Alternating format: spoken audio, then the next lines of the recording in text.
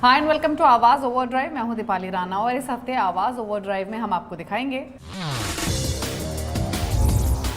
Toyota high rider की test drive, Brezza, sonnet और venue में बेस्ट कौन, कैसे चुने बेस्ट इंजन ऑयल, और हमारे एक्सपर्ट टूटू धमन बताएंगे 10 लाख रुपए में टाटा पंच या मारुति इग्निस बेस्ट कौन। एक गाड़ी is just recently been launched और साथ साथ उनके it has got the latest technology। Toyota mid size SUV segment को कैटर करने के लिए अपना नया प्रोडक्ट ले आया है जिसका नाम है टोयोटा हाई राइडर। इंपॉर्टेंट ये है कि ये आपको माइल्ड हाइब्रिड और स्ट्रॉन्ग हाइब्रिड ऑप्शन के साथ मिलेगा। लेकिन कैसी है टोयोटा की हाई राइडर, कैसे हैं लुक्स, क्या हैं खास फीचर्स, ये माइलेज कितना देती है, परफॉर्म कैसा करती है, ये सब बातें जानने के लिए चलिए मेरे साथ इसकी टेस्ट ड्राइव पर।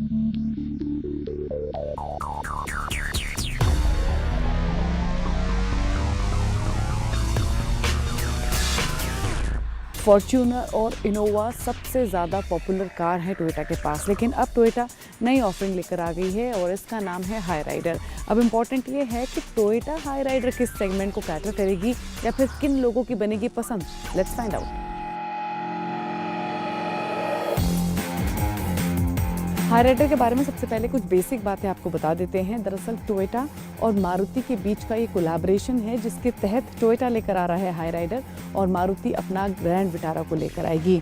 यानी प्लेटफॉर्म हो, इंटीरियर्स हो या फिर K15C इंजन हो, ये सब मारुति का है जो कि टोयोटा यूज़ करेगा। लेकिन टोयोटा ऑफर कर रहा है अपना स्ट्रॉन्ग हाइब्रिड इंजन जो टोयोटा की तरफ से है, जिसे मारुति अपने विटारा में यूज़ करेगा। यानी आप ये मान के चलिए कि हाई राइडर आपको दो इंजन चॉइसेस के साथ मिलेगी। एक होगा 1.5 लीटर का K15C इंजन जो कि मारुति की तरफ से है, इसे कंपनी ने न्यू ड्राइव का नाम दिया है, और दूसरा है हाइब्रिड वेरिएंट जिसे स्ट्रॉन्ग हाइब्रिड कंपनी कह रही है, और इसमें जो इंजन है, जो मोटर है, वो टोयोटा की तरफ से ऑफर किया गया है।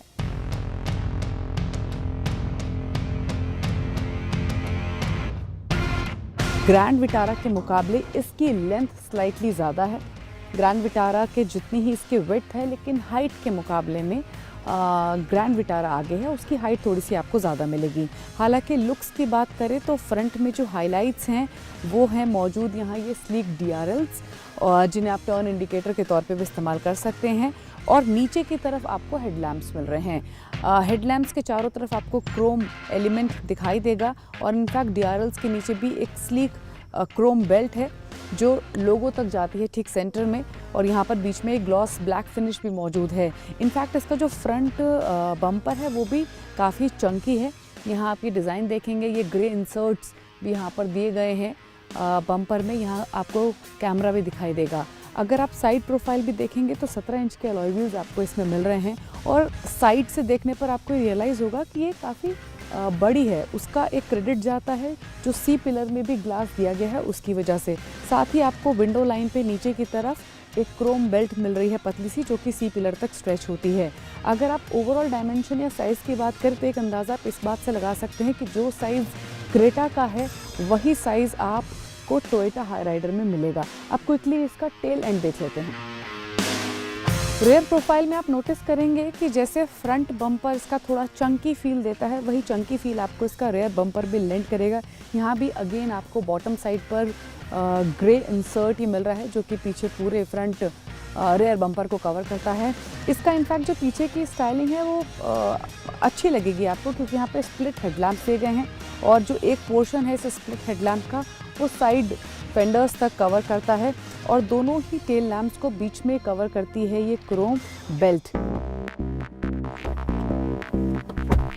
हाई राइडर के अगर आप इंटीरियर्स देखेंगे तो ये विटारा से आपको काफ़ी आइडेंटिकल मिलेंगे, और जैसे मैं शुरुआत में बताया भी कि इसके जो इंटीरियर्स हैं मारुति वाले ही हैं।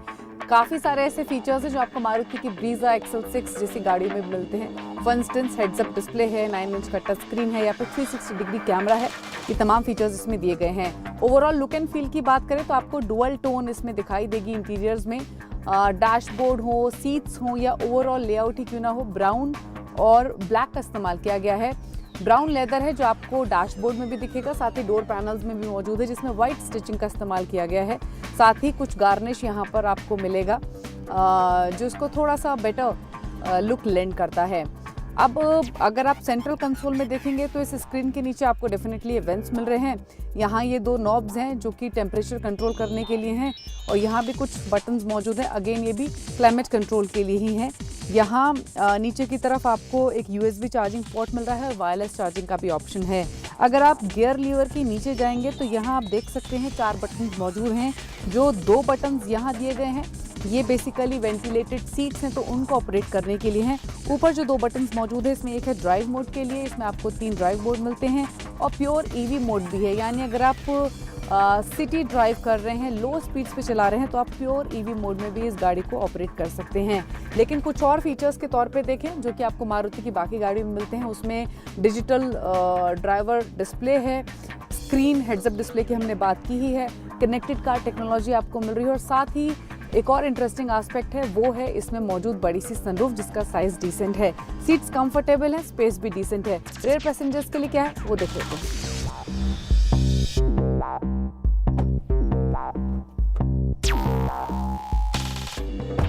तो स्पेस इसमें काफ़ी है रेयर पैसेंजर्स के लिए भी, आप देख सकते हैं एम्पल हेडरूम है, नी रूम भी ठीक ठाक है, मतलब कोई डिफिकल्टी नहीं होगी रेयर पैसेंजर्स को। यहाँ पे सेपरेट AC वेंट्स दिए गए हैं और यहाँ ये 2 चार्जिंग पोर्ट हैं, बेसिकली एक C टाइप है और एक नॉर्मल USB पोर्ट है, तो ये एक अच्छी बात है।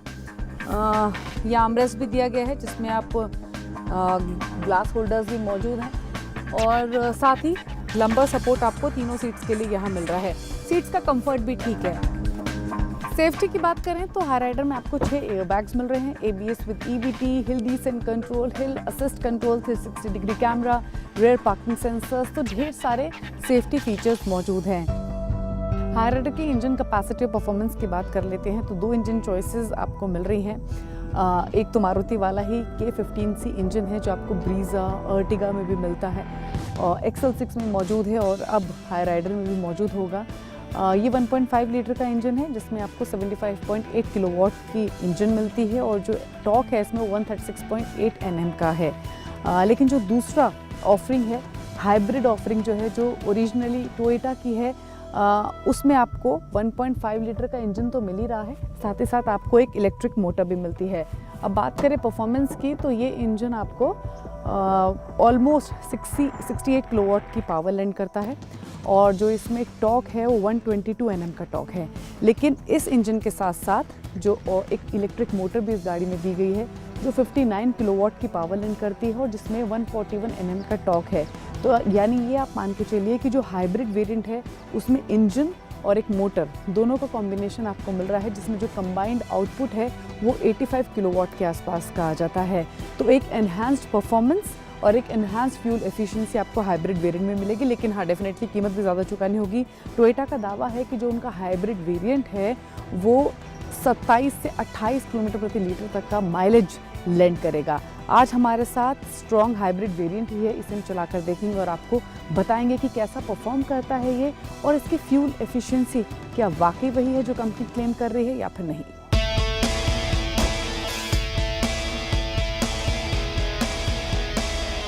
तो हमने सिटी में इसे चलाया और साथ ही हमने हाईवेज पे भी इसे चलाया।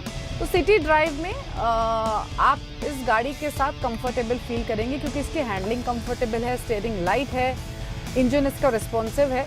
अगर आप लो स्पीड्स पे चला रहे हैं तो मोटर पे ये चलती है, हाई स्पीड्स पे इंजन पावर लैंड करता है by the time motor recharge होती है। तो रीजनरेशन प्रोसेस भी इसमें है। अब बात करें इसकी परफॉर्मेंस की तो इसका इंजन स्मूथ है, इंजन रेस्पॉन्सिव भी है, लेकिन हाई स्पीड्स पे आप थोड़ी सी जो स्पॉटीनेस है इस गाड़ी में वो मिस करेंगे।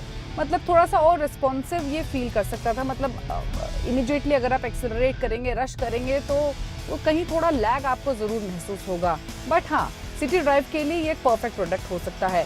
हाइब्रिड में आपको जो गियर बॉक्स मिलता है वो ई ड्राइव है और न्यू ड्राइव जो कि दूसरा इंजन वेरिएंट है उसमें आपको 2 व्हील ड्राइव, 4 व्हील ड्राइव दोनों का ऑप्शन मिलता है और साथ ही उसमें जो गियर बॉक्स चॉइसेस हैं वो 5 स्पीड मैनुअल और 6 स्पीड ऑटोमेटिक हैं। यानी अगर आप हाइब्रिड वेरिएंट खरीद रहे हैं तो इसमें आपको ऑल व्हील ड्राइव वेरिएंट नहीं मिलेगा। बट प्राइस के हिसाब से देखेंगे तो जो एंट्री लेवल हाइब्रिड प्रोडक्ट होगा वो ऑन रोड 20 लाख के आसपास पड़ सकता है, ये आप मान के चलें।